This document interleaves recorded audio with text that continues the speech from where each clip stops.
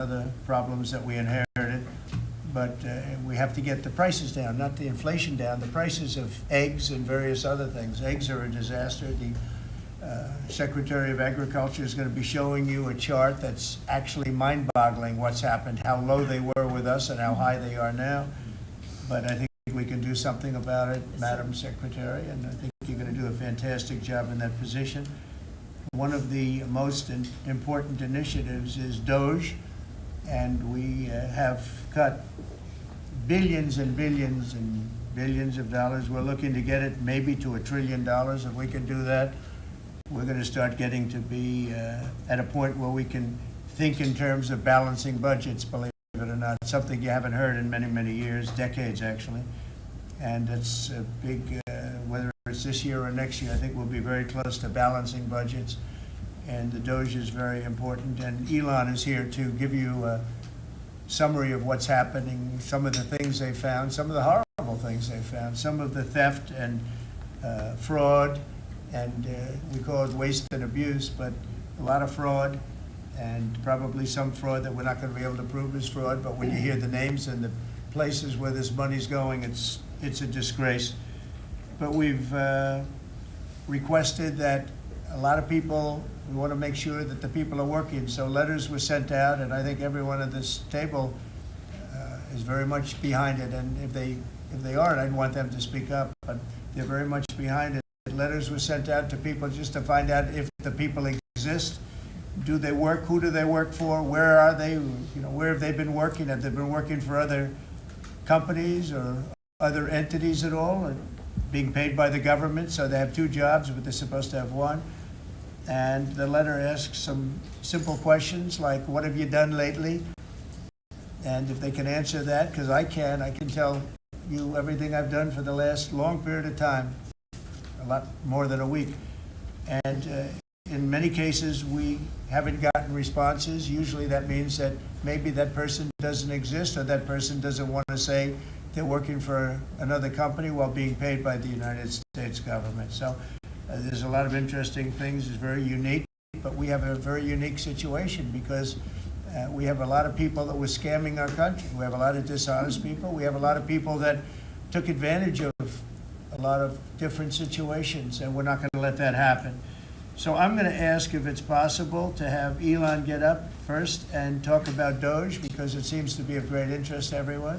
I will say that there is a large group of people in this country that have such admiration for what we're doing. I got elected with a tremendous vote, winning every swing state, winning the popular vote, winning the counties by thousands of counties. I think it was 2,800 to 500, 2,800 counties to 500 counties. Think of that. And so we have a mandate to do this, and this is part of the reason I got elected. I got elected based on taxes and based on many things, the border, but also based on balancing budgets and getting our country back into shape, and this is a big part of it. So Elon, if you could get up and explain where you are, how you're doing, and how much we're cutting, and it's an honor to have you. He's been a tremendously successful guy. He's really working so hard, and he's got businesses to run. And in many ways, they say, "How do you do this?" And he's sacrificing a lot and getting a lot of praise, I'll tell you. But he's also getting hit, and we would expect that, and that's the way it works. So I'd like to have Elon Musk please say a few words. Well, thank you, Elon. Thank you, Mr. President. I actually just call myself a humble tech support here, because this is actually, as crazy as it sounds, that is almost a literal description of the work that the Doge team is doing, is helping fix the government computer systems. Many of these systems are extremely old. They don't communicate. There are a lot of mistakes in the systems. The software doesn't work. So we are actually tech support. It's ironic, but it's true. The overall goal here with the Doge team is to help address the enormous deficit. We simply cannot sustain as a country $2 trillion deficits. The interest rates, just the interest on the national debt, now exceeds the Defense Department's spending.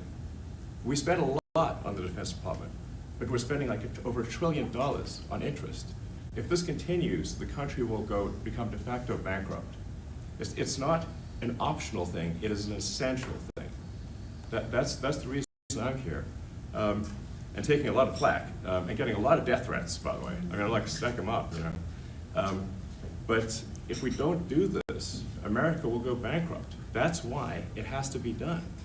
And I'm confident at this point, knock on wood, you know, knock on my wooden head, there's got a lot of wood up there, that we can actually find $1 trillion in savings.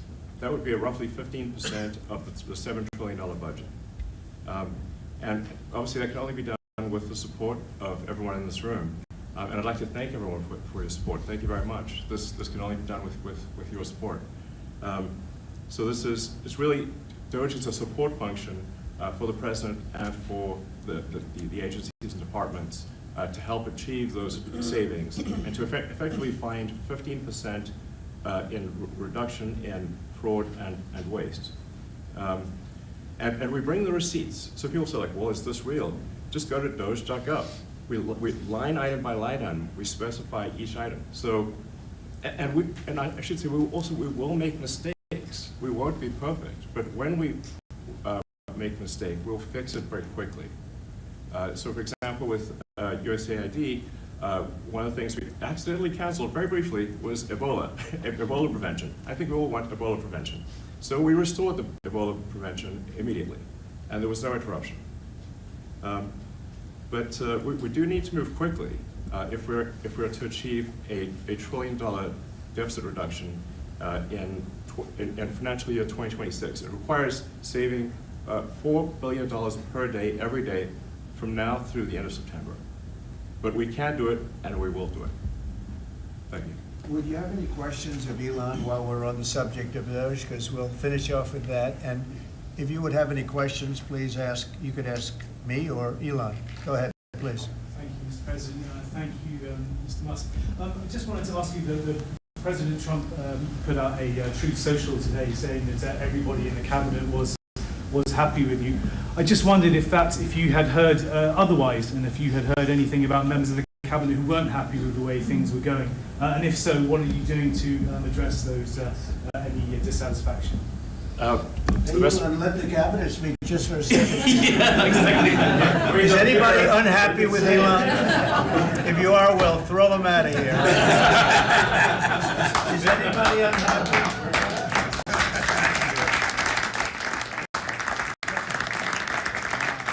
They have a lot of respect for Elon and that he's doing this, and some disagree a little bit, but I will tell you, for the most part, I think everyone's not only happy, they're thrilled. So go ahead, Elon. And President Trump has put together, I think, the best cabinet ever. Literally. So, and I do not give false praise. This is an incredible group of people. I don't think that such a talented team has actually ever been assembled. I think it's literally the best cabinet that the country has ever had, and I think the company should be incredibly appreciative of the people in this room. Go ahead, please. Yeah. Mr. President, thank you. Mr. Musk, are there about half of the government employees so far appear to have responded to your request for what they've been doing over the past week? Is there a timeline in place for next moves for people being fired, and when can the American people expect to see results from that? Yes. Well, to be clear, like I think that email perhaps was misinterpreted as a performance review, but actually it was a pulse check review. Do you have a pulse? Do you have a pulse and 2 neurons? So if you have a pulse and 2 neurons, you can reply to an email. This is, I think not a high bar, is what I'm saying.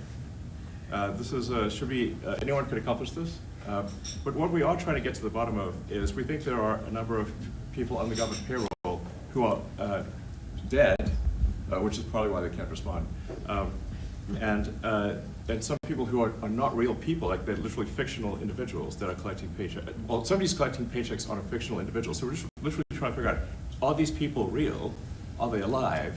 And can they write an email? Which I think is a reasonable expectation for the American public would have at least that expectation of someone in the public sector. Mr. Musk, Mr. Musk? Roughly a million employees. This is not, it's not a high bar, guys, come on. Roughly a million employees have responded so far to this email. Does that mean that the remaining 1 million or so federal employees now risk being terminated? And is it your understanding and expectation when you post a directive on X that the cabinet secretaries will follow that order? Because several agencies have instructed employees that this is voluntary or not to respond. Yeah, well, I mean, so I guess it was like last week, the president encouraged me via Truth Social and also via phone call to be more aggressive. And I was like, okay, you know, yes, sir, Mr. President, we will indeed do that. The president is the commander-in-chief. I do what the president asks. And I said, can we send out an email to everyone just saying, what did you get done last week? And the president said yes, so it did that. You know, we got a partial response. We're going to send another email. But our goal is not to be capricious or unfair. We want to give people every opportunity to send an email. And the email could simply be, what I'm working on is too sensitive or classified to describe. Like literally just, that would be sufficient. You know, I think this is just common sense. And what is your target number for how many workers, employees you're looking to cut total? We wish to keep everyone who is doing a job that is essential and doing that job well. But if the job is not essential or they're not doing the job well, they obviously should not be on the public payroll. Mr. Musk, I'd like to add, wait a minute, wait. I'd like to add that those million people that haven't responded though, Elon, they are on the bubble. You know, I wouldn't say that we're thrilled about it. You know, they haven't responded. Now maybe they don't exist. Maybe we're paying people that don't exist. Don't forget, we just got here. This group just got here. But those people are on the bubble, as they say. You know, maybe they're going to be gone. Maybe they're not around. Maybe they have other jobs. Maybe they moved and they're not where they're supposed to be. A lot of things could have happened. I wouldn't say that Biden ran a very tight administration. They spent money like nobody's ever spent money before, wasted money. The Green New Scam, all of the different things they spent money on. And you've seen that. You've seen that with some of the things that I read in speeches. I read them and people can't believe when I read them.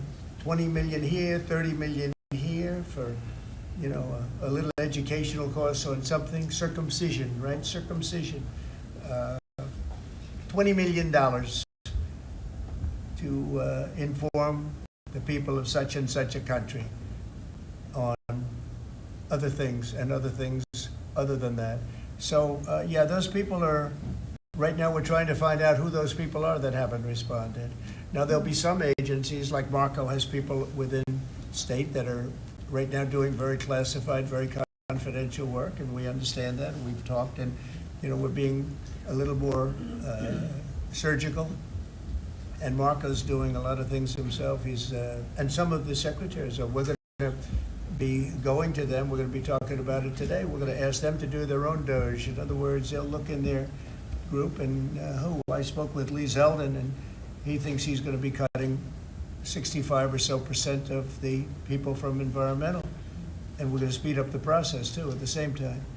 You had a lot of people that weren't doing their job. They were just obstructionists, and a lot of people that didn't exist, I guess, Lee, too. You found a lot of empty spots that the people weren't there.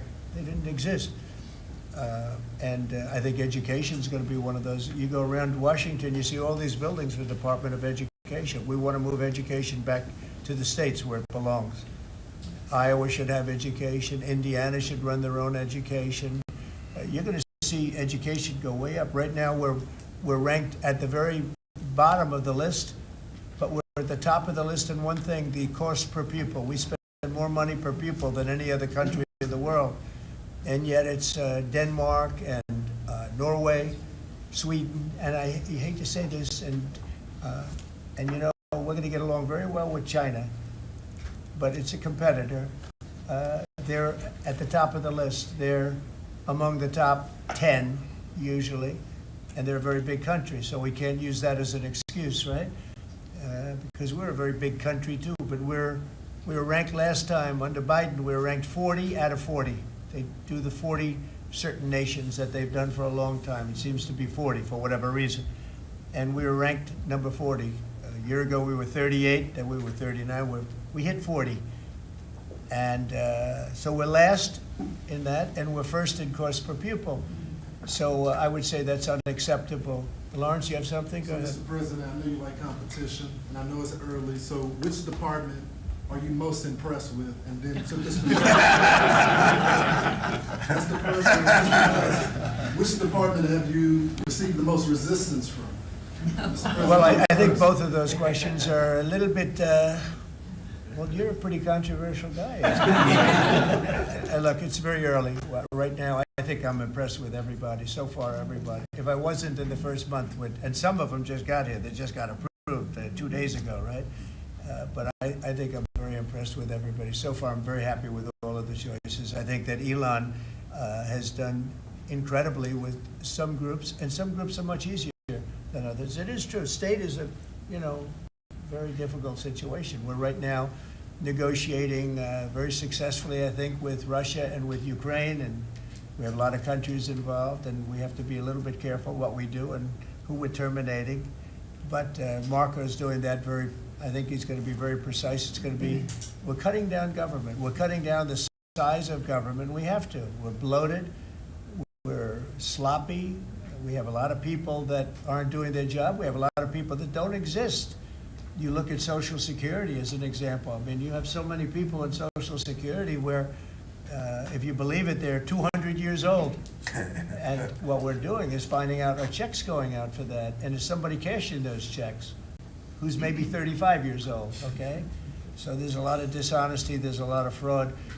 But I think at this moment, I'll take Elon off the spot. I think that he's impressed. He said it very well, better than I can say it, that he's impressed with the people in this room, very impressed. And I am too, and it's too early to say, but I think everybody's on board. They all know. We want to balance a budget. We want to have a balanced budget within a reasonably short period of time, meaning maybe by next year or the year after, but maybe even sooner than that. Mr. President, your number one issue was the border. We just got new information that they're doxing our federal agents. They're putting their personal information out there, these activists, and they're disrupting the operations. So you got Trinidad Aga running all. Well, we have activists, that's true, and a lot of those. So what are we going to do about the activists? Yeah, a lot of those activists are acting illegally, and we'll give that to our Attorney General, and she'll take a look at that very strongly. But we also having tremendous support from Border Patrol, from ICE. The ICE agents have been unbelievable. Border Patrol, their leadership at Border Patrol has been incredible, and they're working very well. And as you know, and I saw you reporting it this morning, actually, we set records on the least number of illegal aliens coming in, migrants coming into our country that we've had in more than 50 years. And we did this all within a period of weeks because we took over a mess. The world was pouring in. And remember, they were coming in from jails and prisons and mental institutions and insane asylums, and they were gang members and drug dealers. Anybody wanted to come in, they came. And from not just South America, from all over the world. So it's amazing what they've done. And Christie and Tom Holman, the job they've done has been absolutely amazing. We set records for, and we want people to come into our country, by the way, but they want to come in, they have to come in legally. I want that to be really understood. We want people in our country, but they have to come in legally. Can I follow on that, Mr. President, about the Trump gold card idea Yeah. that you unveiled yesterday? I hope you liked it. I have way more information, but the question is, does this reflect a view on your part that the American immigration system has never been properly monetized as you feel it should be? Well, not so much monetized. It hasn't been properly run.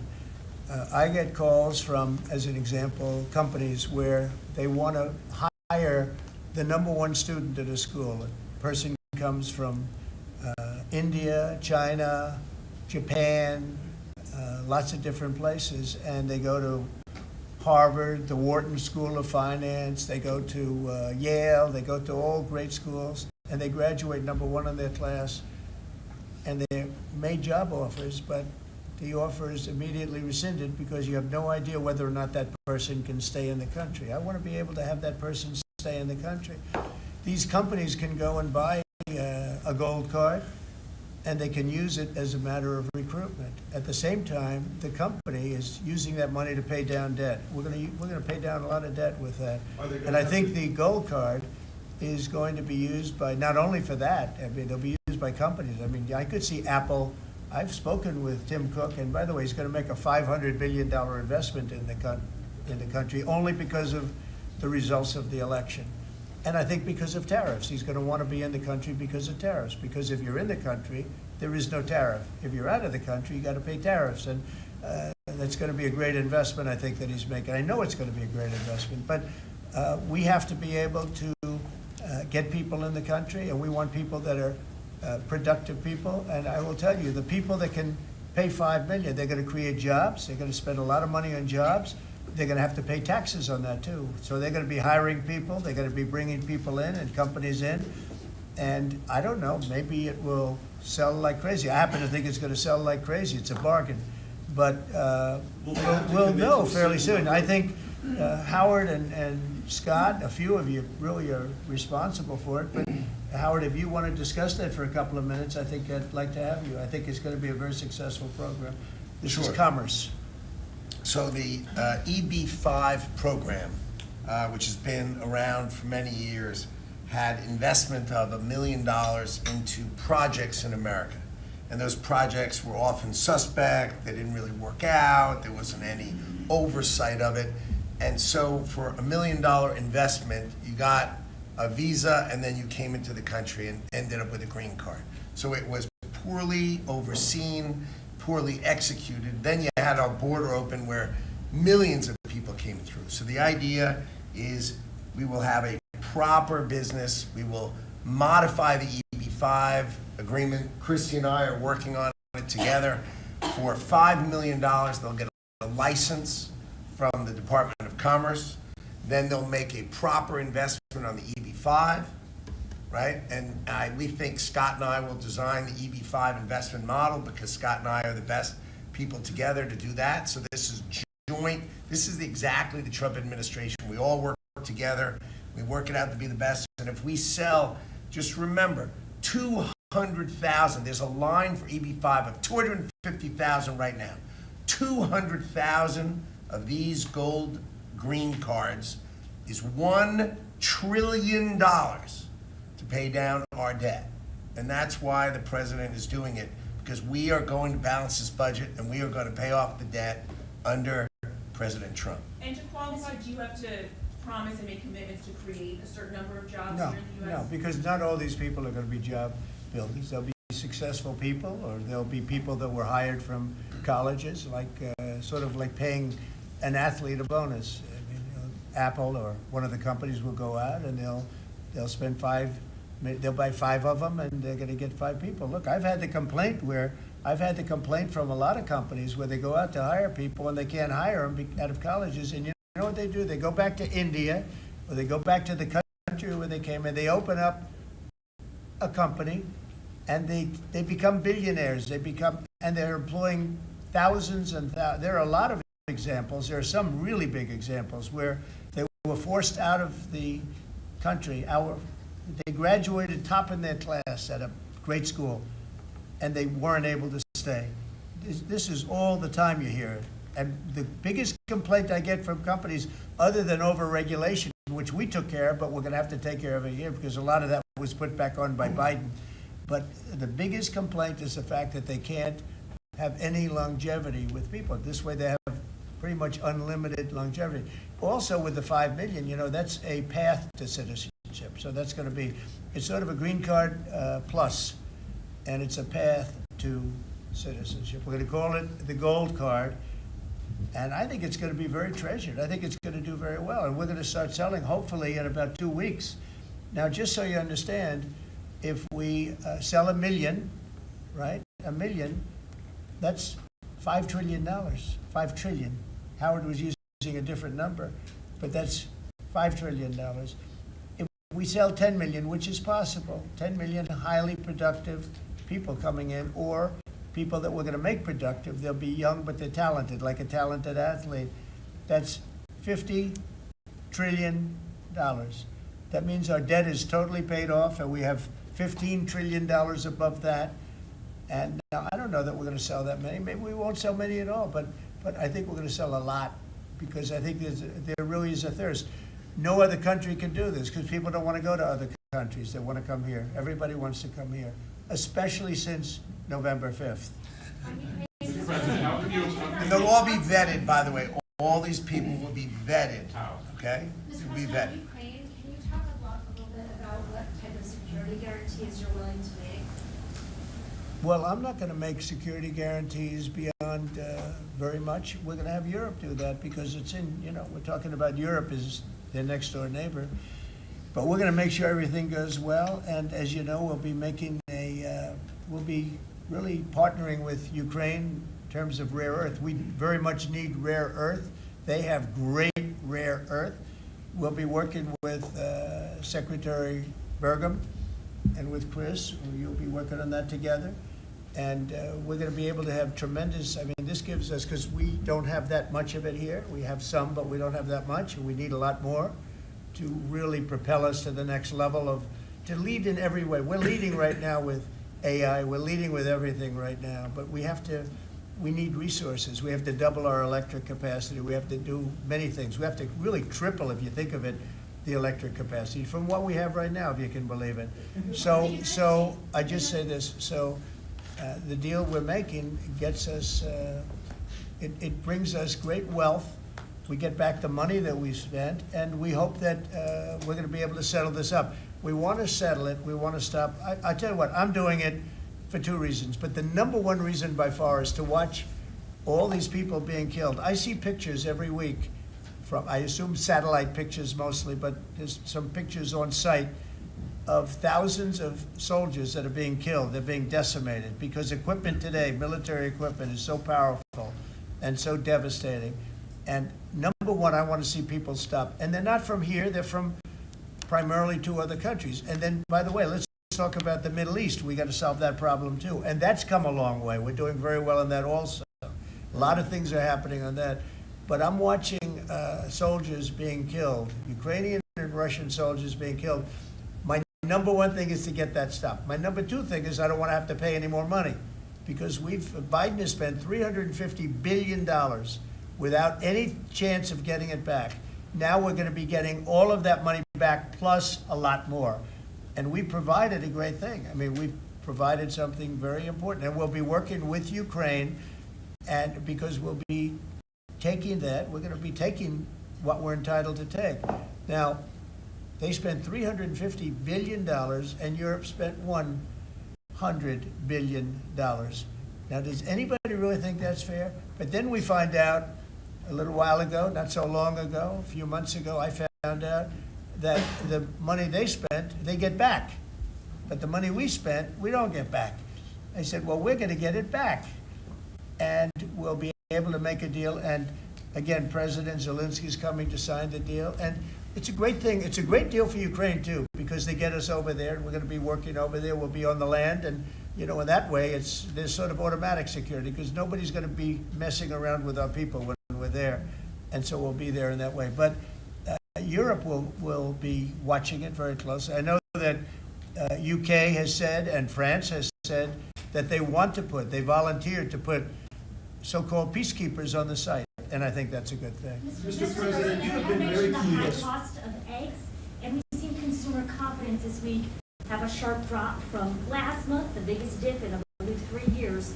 Why is that, your assessment, why is that the case? And is there Well, I think that consumer confidence, if you look at confidence in the nation, it had the biggest increase in the history of the chart.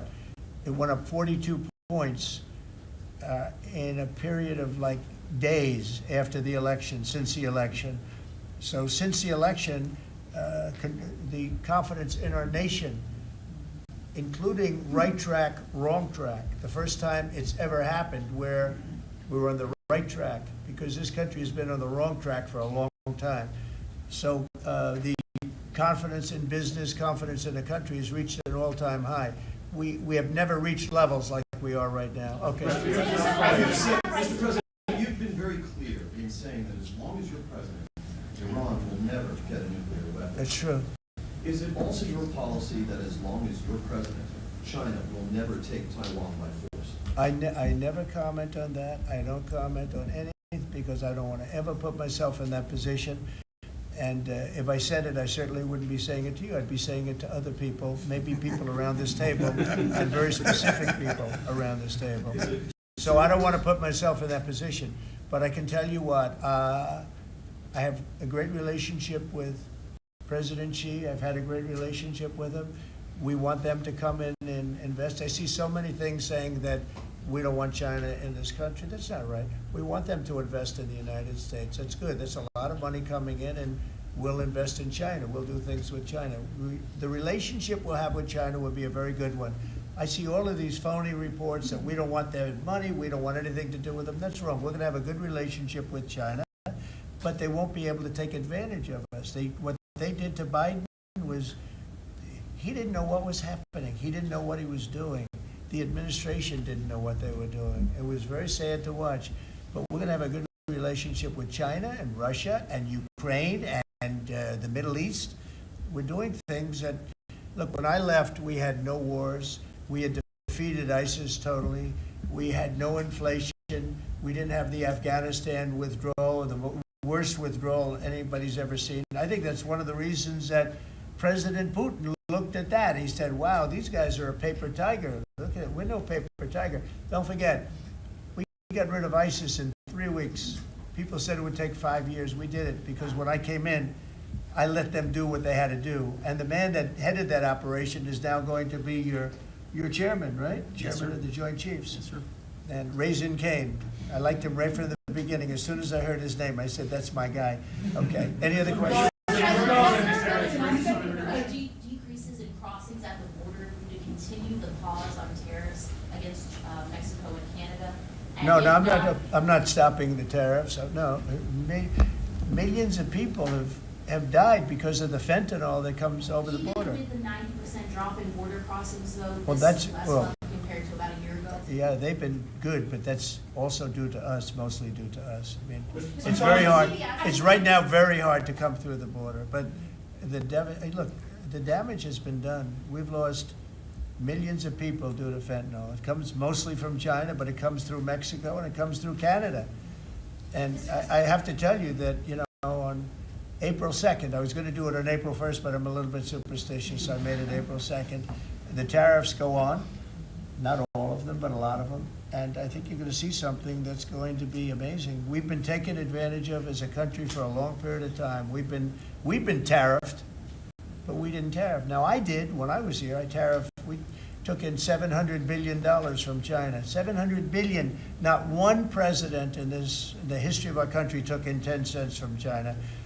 At the same time, China respected us. Now, when COVID came in, that was a different deal. I used to call it the China virus. I guess I can call it the China virus again, but it's an accurate term, but I won't do that out of respect to China. Okay. And was it immigration enforcement? Say it again, what? On Gaza, I just wondered if there's any progress towards the second phase of the ceasefire. Well, I'm very disappointed when I see four bodies came in today.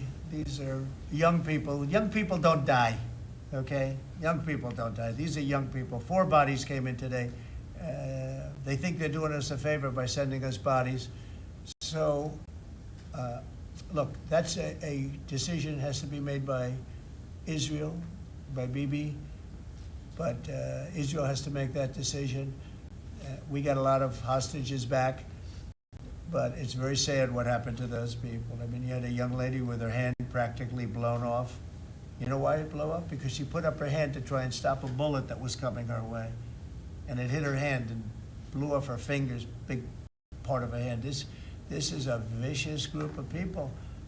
And Israel's going to have to decide what they're doing. Phase 1 is going to be ending. Think of it, today they sent in 4 bodies. Bodies. And I will say one thing, though. I've spoken to a lot of the parents and a lot of the people involved. They want those bodies almost as much and maybe even just as much as they wanted their son or their daughter. amazing. Please, sir, please, my son is dead, but they have his body. Please, can you get it for us? It's the biggest thing. It's incredible, the level, they want the bodies of these people. They're dead, they're dead. And, you know, when I saw the ones that came in 2 weeks ago, they looked like they just got out of a concentration camp. Then the following week, a group came in and they weren't as bad, in as bad a shape. But Israel's gonna have to make a decision. You're right, phase 1 and now phase 2 has started. And today we got some, you know, very sick. We knew they were dead, by the way. We knew that they were gonna be bodies as opposed to people that were living. But it's a very sad situation. At some point, somebody's gonna say, we gotta do something about this. Mr. President, you were just talking about Afghanistan and the botched withdrawal. Have all the generals or command staff that were involved with the withdrawal been fired or relieved of duty? Well, that's a great idea. If I were, I'm not gonna tell this man what to do, but I will say that. If I had his place, I'd fire every single one of them, Pete. That's a very good question. Well, it's a question we've thought a lot about. We're doing a complete review of every single aspect of what happened with the botched withdrawal of Afghanistan and plan to have full accountability. It's one of the first things we announced at the Defense Department for that reason, sir. Certainly, General Raisin Kane, who's on his way in, was not a part of that. Instead, was a part of leading the effort against ISIS by untying the hands of warfighters and finishing the job properly and then bringing our troops home. So we're taking a very different view, obviously, than the previous administration, and there will be full accountability. I don't see big promotions in that group. And I think they're gonna be largely gone. I know the man on my left. I think they're gonna be largely gone. That was a horrible display. And, you know, I've dealt with the parents and the family of the 13 that were killed, but you know, nobody ever talks about the 40 that were so badly hurt with the arms and the legs and the face and the whole thing, the missing arms and legs. It was so terrible the way that was handled. And it should have been gone through Bagram. We have a big base with big fences and nobody can get in, and you have, you know, hundreds of acres instead of a little local airport where the whole place went crazy. That was so badly handled, and I would think that most of those people are going to be gone. Are we going to take Bagram back? So I'll tell you what has bothered me very much, very much. We give billions of dollars to Afghanistan. Nobody knows that. Nobody knew that. Do you know we give billions of dollars to Afghanistan? And yet we left behind all of that equipment, which wouldn't have happened. You know, we were getting out under me. I'm the one that got it down to 5,000 people. We were going to get out, but we were going to keep Bagram, not because of Afghanistan, but because of China, because it's exactly 1 hour away from where China makes its nuclear missiles. So we're going to keep Bagram. We were going to keep a small force on Bagram. We're going to have Bagram Air Base, one of the biggest air bases in the world, one of the biggest runways, one of the most powerful runways in the sense that it was very heavy concrete and steel. You could carry about anything. You could land anything on those runways. We gave it up. And you know who's occupying it right now? China. Biden gave it up. So we're going to keep that, and we're going to have a withdrawal, and we're going to take our equipment. We're going to do it properly. We're going to do it we're going to keep the equipment. Well, they ran out. It was, what happened there was, in fact, you know, in all fairness to Putin, when he saw that, he said, well, this is our time to go into Ukraine, I guess, because it was the timing seemed to be about right. But we send them billions of dollars in aid, which nobody knows. If the American public knew that, they know it now. And if we're doing that, I think they should give our equipment back. And I told Pete to study that. But we left billions, tens of billions of dollars worth of equipment behind. Brand new trucks. You see them display it every year on their little roadway someplace where they have a road and they drive waving the flag and talking about America. Beautiful equipment that's all, I mean, the top of the line stuff, brand new stuff. Now it's getting older, but you know what? We're going to pay them. I think we should get a lot of that equipment back. You know that Afghanistan is one of the biggest sellers of military equipment in the world. You know why? They're selling the equipment that we left. We're first. They were second or third. Can you believe it? They're selling 777,000 rifles, 70,000 armor-plated. Many of them were armor-plated trucks and vehicles. 70,000. If you think of a used car lot The biggest one in the country. If I would say, JD, if somebody had 500 cars, that would be a lot. This is 70,000 vehicles we had there, and we left it for them. I think we should get it back. Mr. Mr. President, President, the spending bill that passed last night aims to cut $2 trillion. Right. Can you guarantee that Medicare, Medicaid, Social Security will not be touched? Yeah, I mean, I have said it so many times, you shouldn't be asking me that question, okay? This will not be read my lips. It won't be read my lips anymore. We're not gonna touch it. Now, we are gonna look for fraud. I'm sure you're okay with that, like people that shouldn't be on, people that are illegal aliens and others, criminals in many cases. And that's with Social Security. We have a lot of people. You see that immediately when you see people that are 200 years old that are being sent checks for Social Security. Some of them are actually being sent checks. So we're tracing that down, and I have a feeling that Pam is going to do a very good job with that. But you have a lot, of fraud. But no, I'm not. We're not doing anything on that. Mr. President, part of your mission, Mr. sir, President, part of your mission litigation. has been, thank you, I'm sorry. Part of your mission has been to restore executive control over the executive branch. Is it your view of your authority that you have the power to call up any one of or all of the people seated at this table and issue orders that they're bound to follow?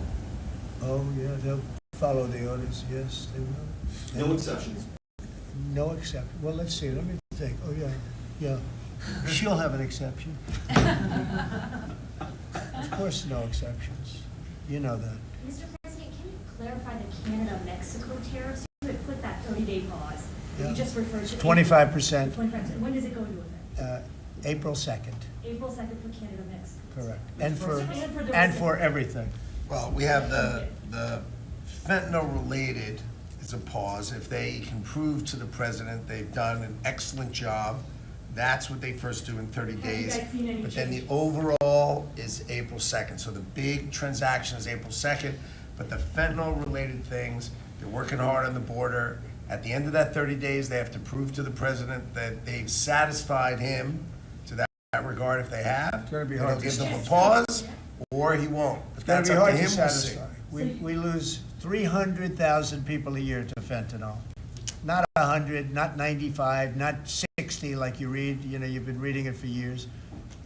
We lost, in my opinion, over the last couple of years, on average, maybe close to 300,000 people dead. And the families are ruined. You know, when they lose a daughter, when they lose a son, the families are never the same. You're never going to be the same. So you're talking about 1 million people. But when the daughters die, I see it, daughters die and the sons die because of fentanyl. And in some cases, I don't even know they're taking it. They're buying something else and it's laced with fentanyl and they end up dying. And I've known many people who've lost children to fentanyl and for other reasons, but to fentanyl, it's such a big killer. And those people are never the same people. I mean, I've seen people that for the rest of their lives, they're not the same people. They're so different, it's not even believable. Dynamic people, happy people they die a miserable death. And that's because of the crap that comes in through China and through Mexico and through Canada. A lot of it comes through Canada. Look, we support Canada. $200 billion a year in subsidies, one way or the other. We let them make millions of cars. We let them send us lumber. We don't need their lumber. We're going to free up our lumber. Lee's going to do the head of environmental. We're going to free up our lumber. We have the best lumber there is. We don't need their lumber. What do we need their lumber for? When you look at we subsidize them $200 billion a year. Without us, Canada can't make it. You know, Canada relies on us 95%. We rely on them 4%. Big difference. And I say Canada should be our 51st state. There's no tariffs, no nothing. And I say that we give them military protection. They have a very small military. They spend very little money on military. On NATO, they're just about last in terms of payment because they say, why should we spend on military? That's a tremendous cost. Most nations can't afford to even think about it. Why should we spend on military? The United States protects us. And I would say that's largely true. We protect Canada, but it's not fair. It's not fair that they're not paying their way. And if they had to pay their way, they couldn't exist. When I spoke to, let's call it the Prime Minister rather than the governor, but when I spoke to him, I said, why are we giving you $200 billion a year? He was unable to answer the question. I said, why are we letting you make millions of cars and send them in? He was unable to answer the question. Justin Trudeau, nice guy. I think he's a very good guy. I call him Governor Trudeau. He should be governor, because the fact is that if we don't give them cars, we don't have to give them cars. The tariffs will make it impossible for them to sell cars into the United States. The tariffs will make it impossible for them to sell lumber or anything else into the United States. And all I'm asking to do is break even or lose a little bit, but not lose $200 billion. And we love Canada. I love Canada. I love the people of Canada. And but honestly, it's not fair for us to be supporting Canada. And if we don't support them, they don't subsist as a nation. Okay? Mr. President, on the EU tariffs, Mr. President, have you just made a decision on what level you will seek on tariffs in the European Union? We have made a decision. We'll be announcing it very soon, and it'll be 25%, generally speaking, and that'll be on cars and all of the things. And European Union is a different case than Canada, a different kind of case. They've really taken advantage of us in a different way. They don't accept our cars. They don't accept essentially our farm products. They use all sorts of reasons why not. And we accept everything of them, and we have about a $300 billion deficit with the European Union. Now, I love the countries of Europe. I guess I'm from there at some point a long time ago, right? But indirectly, pretty directly too, I guess. But I love the countries of Europe. I love all countries, frankly, all different. But European Union's been, it was formed in order to screw the United States. I mean, look, let's be honest. The European Union was formed in order to screw the United States. That's the purpose of it. And they've done a good job of it, but now I'm president. What will happen if these countries or the EU retaliate? They can't. I mean, they can try, but they can't. China did. They They're imposed pledging to, tariffs sir. that went into effect. China's That's right. tariffs That's on right. the But 10th of February. Has there been any That's impact right. you've been able to observe? That's right. Now, they can do it, and they can try, but the numbers can never equal what ours, because we can go off. We are the pot of gold. We're the one that everybody wants, and they can retaliate, but it cannot be a successful retaliation, because we just go cold turkey. We don't buy anymore, and if that happens, we win. Are you talking to Eric Prince about privatizing deportations? No, I haven't. I Mr. haven't. President, you're in litigation with CBS News. Is this a case that you'd like to see go to trial, or are you open? With to who? CBS, CBS? Yes. Well, CBS did something that was amazing. Kamala was unable to answer a question properly, and they took the question that they asked and they inserted an answer. They gave her an answer. This was 2 days before the election, right before the Sunday night before the election.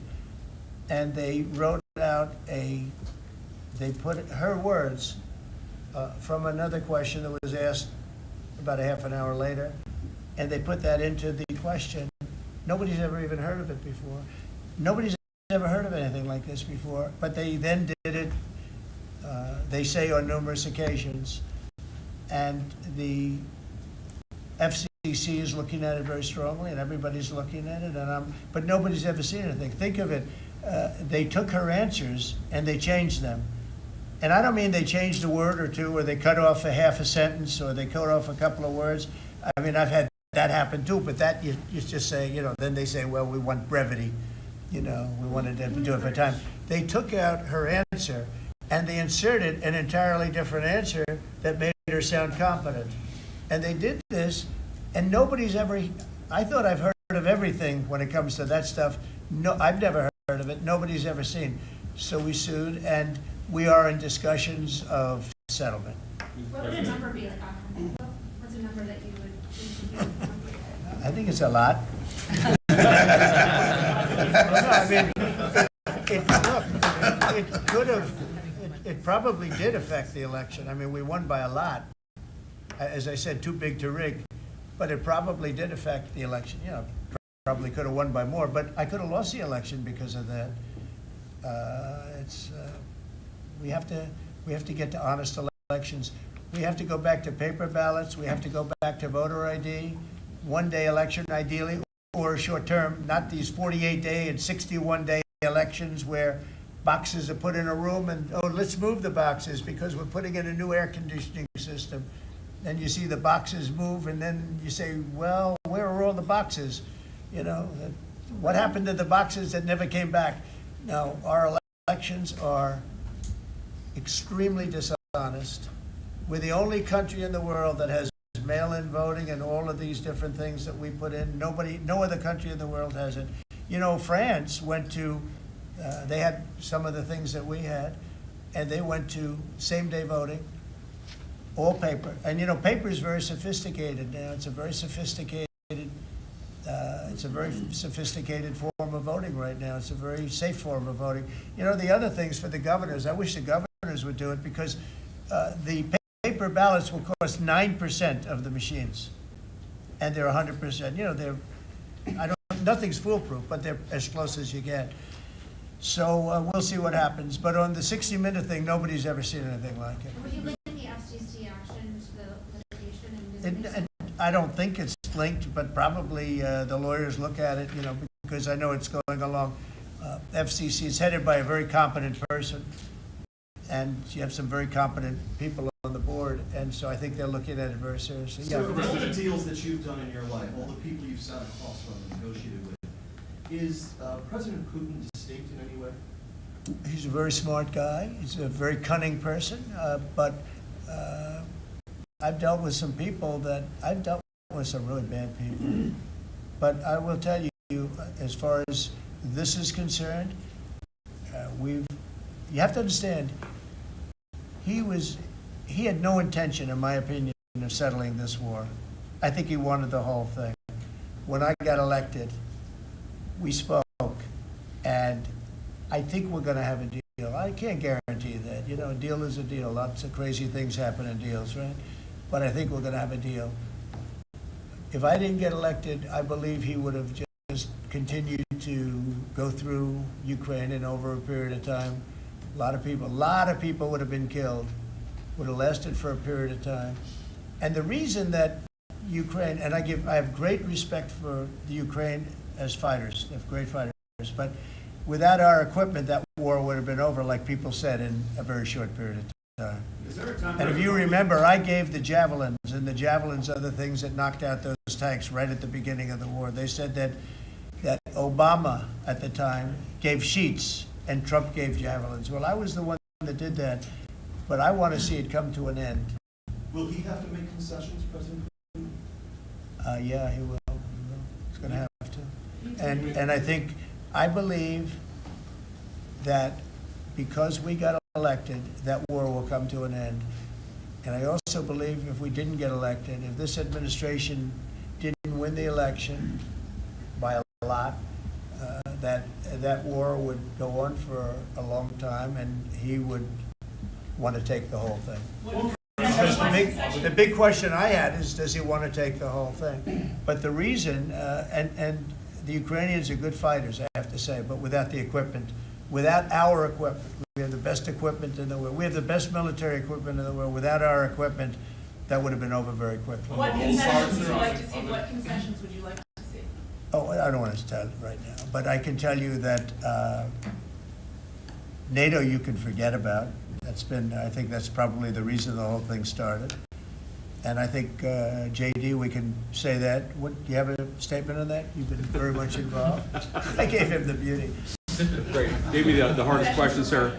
I mean, look, as the president said, we're not going to do the negotiation in public with the American media. He's going to do it in private with the president of Russia, with the president of Ukraine, and with other leaders. And I think that's how this has to go. I think that I just want to push back against some of the criticism I've seen of the administration on this, because every single time the president engages in diplomacy, you guys preemptively accuse him of conceding to Russia. He hasn't conceded anything to anyone. He's doing the job of a diplomat, and he is, of course, the diplomat in chief as the president of the United States.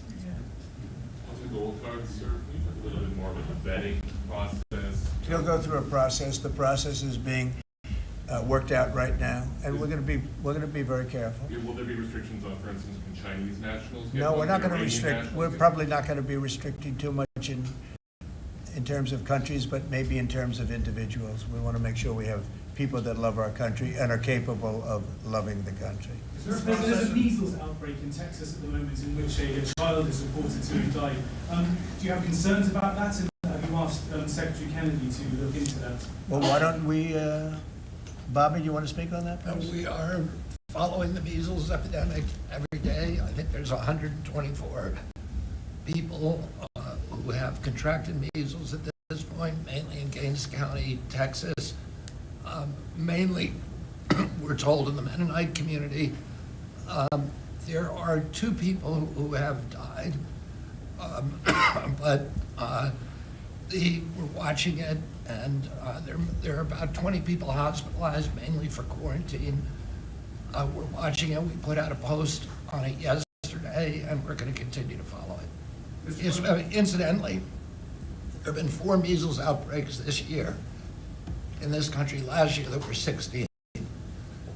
So it's not unusual. We have measles outbreaks every year. You sound a little under the weather yourself. I have a permanently bad throat.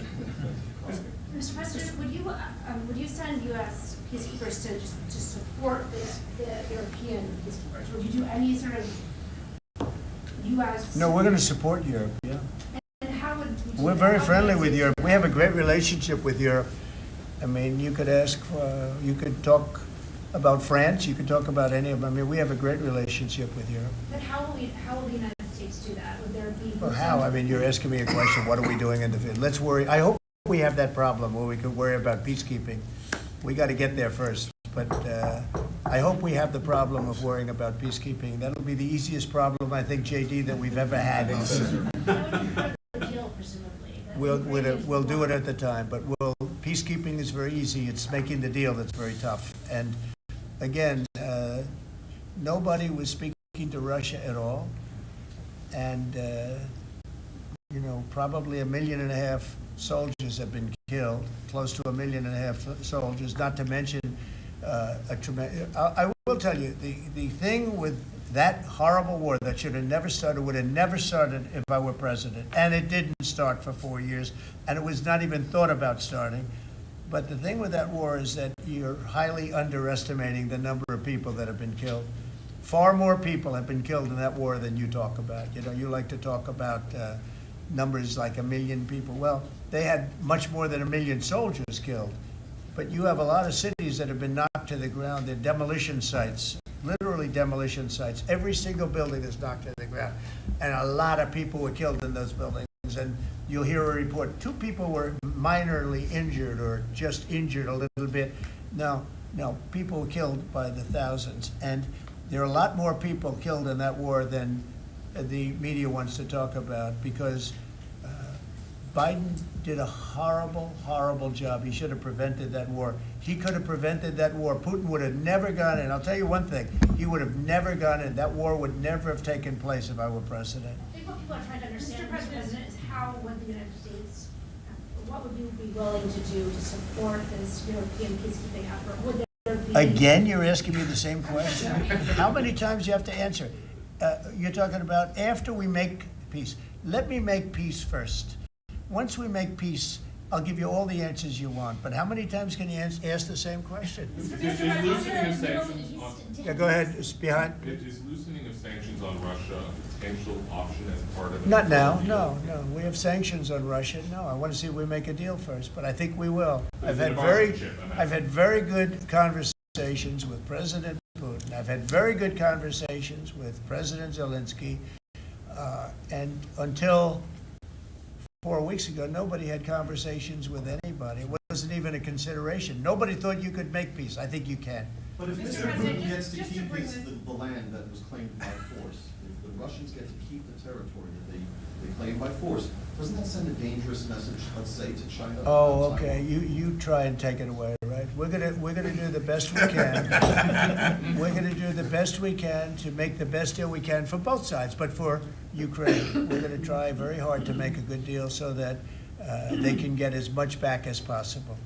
We want to get as much back as possible. Mr. President, just to bring this We'll cut it out after maybe this question. Go ahead. to bring this full circle. Unless it's a back bad to- question, then we'll get that. Back to- You always like to finish on a good one. Sir, they want you to negotiate with them instead of I with know, President Putin. They want to continue to talk about the peacekeepers.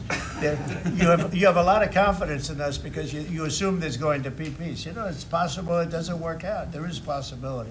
But I hope it does for the sake of humanity, because if you look at the pictures that I've looked at, you don't want to look at them. Go ahead. I have a question back on these cuts to the federal workforce. You mentioned you're interested in doing another round of this email. When would you like to see that? What would be the deadline? I'm not. I This think time, would be Elon. mandatory. I think Elon wants to, and I think it's a good idea because those people, as I said before, they're on the bubble. You got a lot of people that have not responded, so we're trying to figure out: do they exist?